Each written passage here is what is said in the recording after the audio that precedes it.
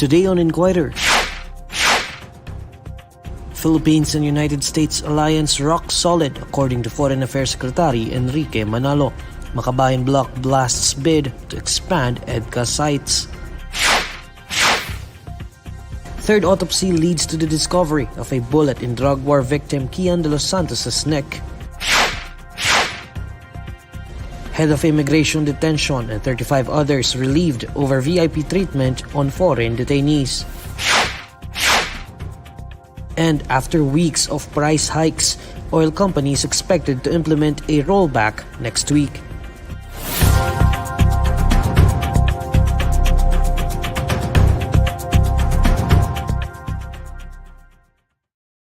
Good evening. After a meeting with the U.S. Defense Secretary Lloyd Austin, Foreign Affairs Secretary Enrique Manalo says the Philippine-United States alliance is rock solid.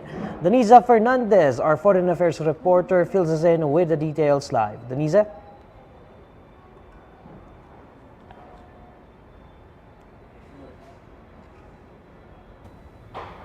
Neil, the Philippine-United States or U.S. alliance is rock solid, Foreign Affairs Secretary Enrique Manalo said on Friday.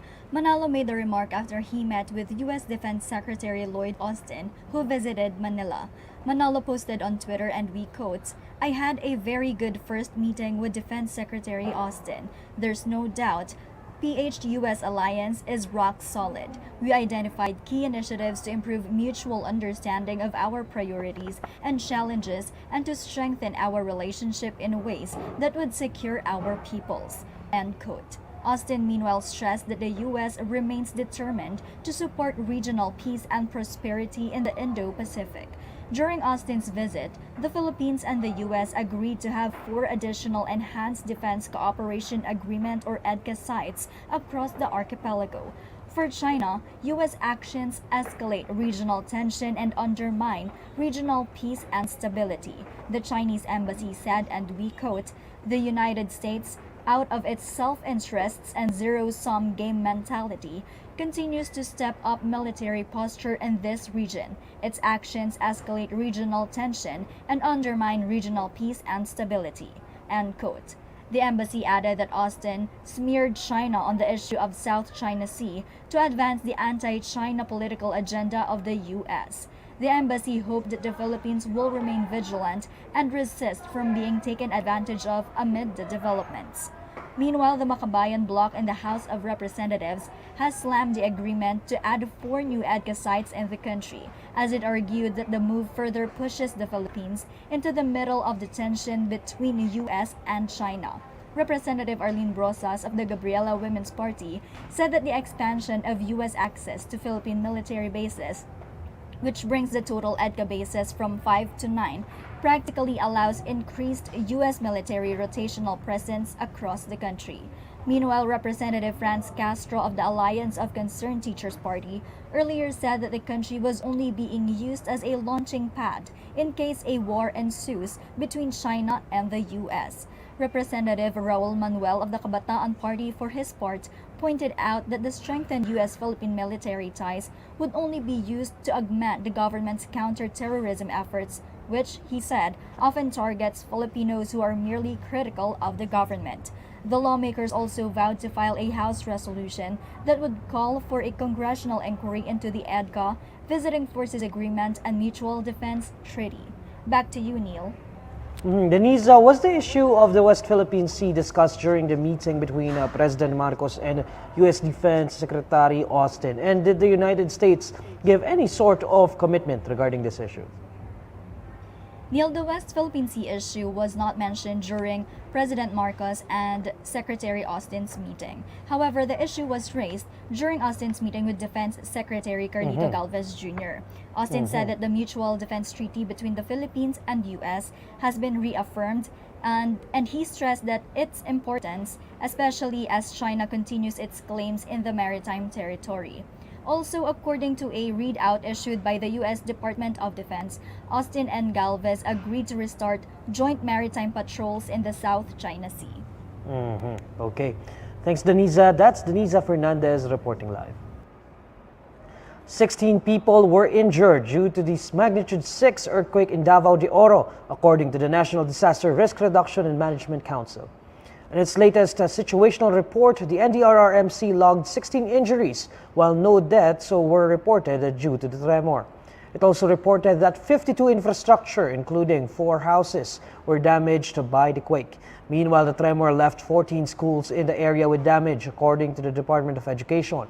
Citing the report of its Region 11 educational cluster, DepEd said it would need around 7 million pesos to rehabilitate and reconstruct the damaged schools. The agency did not give any details as to the extent of the damage the school sustained.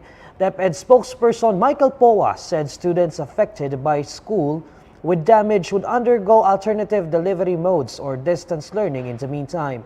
He added that temporary learning spaces will also be set up for schools with major infrastructure damage. In a related development, the Philippine Institute of Volcanology and Seismology recorded 745 aftershocks after the tremor as of this morning. PHIVOLCS also noted that of the said aftershocks, only one was felt in the area, while the magnitude of the tremor ranges from 1.3 to 6. The Bureau of Immigration has relieved from its post the head of its immigration detention facility and 35 others following the discovery that detained foreign nationals have access to prohibited items, including gadgets. A total of 36, including the head, were relieved following a raid the other day, according to immigration spokesperson Dana Sandoval. The raid Sandoval was referring to was the January 31 Oplan Greyhound conducted by the Bureau's Intelligence Division, assisted by policemen and SWAT personnel from the National Capital Police Office. The authorities seized the sharp objects, construction tools, cigarettes, mobile phones, laptops, modems, and undeclared cash. Among those seized are 6 smartphones owned by one of the 4 Japanese citizens, subject to deportation requests from the Japanese government. The Japanese government wants the deportation of 4 of its nationals involved in theft, fraud, and robbery. One of the 4 who is in the immigration detention facility is believed to be Luffy, the ring leader who managed the operation of his group in Japan while he is detained here in the Philippines. Next on Inquirer today, 3rd autopsy leads to the discovery of a bullet in drug war victim Kian de Los Santos' neck. And after weeks of price hikes, oil companies expected to implement a rollback next week. This Inquirer today will be back shortly.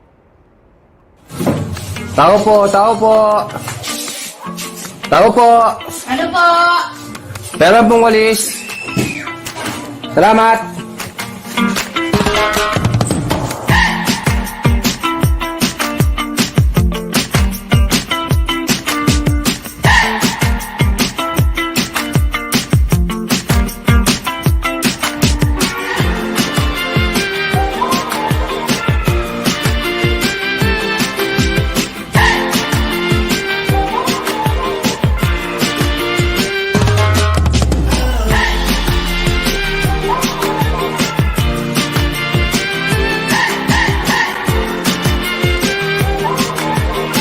During the lockdown, naisipan ko na sana bata na lang ako ulit. Sana yung panahon daan na lang ako ulit para wala akong problema. Doon pumasok sa akin ang tema ng barong-barong. Kasi kung din yung po natatanong, batang release po ako. So lumako ako sa ganitong bahay at ganitong klaseng pamumuhay.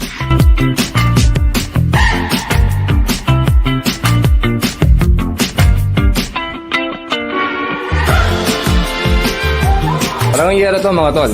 Ayan o. Diba, may tunog? Yero talaga to.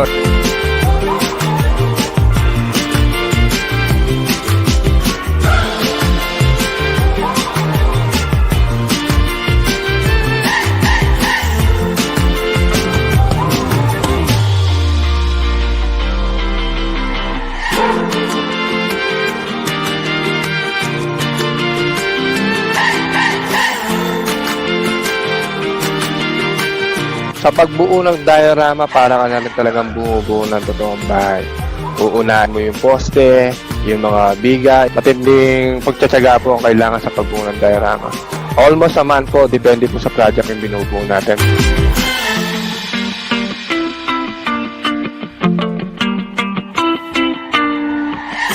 someday magiging replica na lang ito ng nakaraan.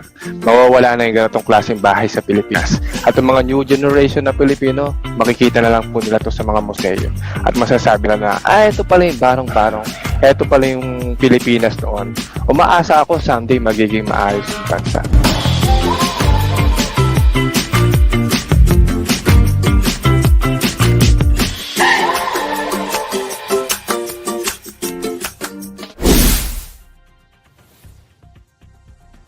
A third autopsy on the exhumed remains of drug war victim Kian de los Santos led to the discovery of the intact bullet lodged in his neck region. At a press conference on Thursday, forensic pathologist Raquel Fortune said the recovery of the bullet answered the question that stumped the authorities, including the public attorney's office almost 6 years ago. The PAO had performed a second autopsy on de los Santos at the family's request shortly after he was embalmed. Based on PAO's examination, the victim sustained 3 gunshot wounds. But at the time, PAO's chief medical legal officer Erwin Erfe couldn't explain why there were only 2 exit wounds. Fortune said that the discovery of the bullet in De Los Santos' neck can be used to connect the bullet to a gun. She noted, however, that a fire razed the Caloocan police station shortly after De Los Santos' killing, destroying potential evidence, including the firearms with which the newly discovered bullet could be matched. Despite this, Fortuna pointed out that finding the bullet demonstrates how awful our investigations are. De Los Santos' family had wanted his remains to undergo a new autopsy in hopes of uncovering new truths about his death, even though his killers had already been convicted. Police Officer 3 Arnel Oares and the PO1 Jerwin Cruz and PO1 Jeremiah Pereda were found guilty of a murder by the Caloocan Regional Trial Court in November 2018. Some good news for motorists. Local oil companies are expected to implement a big rollback in the prices of petroleum products next week, according to an industry source. After weeks of price hikes, the source said the pump price of diesel may go down by 2 pesos and 40 centavos to 2 pesos and 70 centavos per liter. Gasoline prices may decrease by 1 peso and 90 centavos to 2 pesos and 20 centavos per liter. Kerosene prices, meanwhile, are expected to decline by about 2 pesos per liter. Estimates were already made on the 4-day average prices in the global market from January 30 to February 2. Last week, the prices of gasoline, diesel, and kerosene increased by over 1 peso per liter. Alamin naman natin ang mainit na balita sa mundo ng showbiz kasama si Anne-Therese Arceo ng Bandera. Anne? Hello Neil, at hello sa lahat ng kabandera natin all over the universe. Narito ang latest chika for today.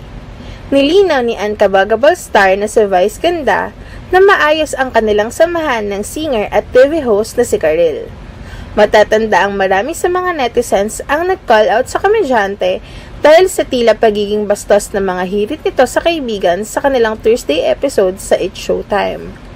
May sinasabi kasi si Karil patungkol sa request umano ni Vong, ngunit parang nasopla siya ni Vice na siyang hindi nagustuhan ng madlang people. Kaya naman agad itong tinalakan ng mga netizens na naging dahilan para mag-trending ito sa Twitter. Nakita at nabasa naman ni Vice ang mga mensahe ng netizens sa kanya patungkol sa hindi magandang treatment nito sa kaibigan. In-acknowledge naman ni Vice ang kanyang pagkakamali at naglabas ng pahayag sa kanyang account. Aniya, oh, so I am being called out. Yes, I acknowledge. Sablay ako doon. Sablay again. Bawi po ako. Bawi right away. At kanina nga ay makikitang okay na okay ang dalawa at nagtatawanan pa sa opening ng kanilang noontime program na It's Showtime. Sinabi pa niya sa mga kasamahan na gandahan raw ang kanilang performance today dahil paniguradong maraming nakasubaybay sa kanila. Hirit pa nga ni Vice, mamaya magpi-video kami ni Karil. Magsasabunatan po kami. Gusto nila yun eh. Sinakyan naman siya ni Karil at sinabing mag-i-stretching muna ito. Ngunit tila may patutsyada naman si Vice sa dati nilang co-host na si Kuya Kim. Bagamat hindi pinangalanan, ay gets naman agad ng madlang people kung sino ito dahil sa sinabi niyang kuya. Sabi kasi ni Vice, yan ang bet nila, yung magkakaaway tayo kunyari. Tapos maraming maglalike-like para involved sila. Yes, trending din siya. Nakuha niya yung gusto niya. Ikaw talaga, kuya. Isa kasi si Kuya Kim sa mga nag-react at nagpadala ng mensahe kay Khalil habang kasagsagan ng pagtatrend nila sa Twitter kaugnay ng isyong pangbabastos daw di umano ni Vice sa kasamahan. Say ni Kuya Kim, I love Khalil. Meron pa itong isang tweet kung saan sabi niya ay, Khalil is one of the kindest souls I know in showbiz. She will never talk negatively against anyone. I love Khalil. Samantala, nag-post rin si Vice sa Twitter upang linawin na talagang okay sila ng kaibigan at walang sama ng loob sa kanya ang TV host singer. Sabi niya, story time! Magkakasama kami ni Kay at Shang and Ann sa dressing room. Di daw siya na-offend when I asked her. But I still apologize. So to simplify, we are okay. At yan nga ang latest showbiz chika for today. Tutok lang sa bandera para sa mas maanghang pangpasabog sa mundo ng show business. Maraming salamat, Neil. Maraming salamat, Ann. And these are the stories you need to know today. I'm Neil Mercado. Catch Inquirer Today live weekdays at 6 p.m. Follow INQUIRER.net on Facebook, Twitter, YouTube, TikTok, Instagram, and Reddit. For more stories, visit INQUIRER.net. Good evening.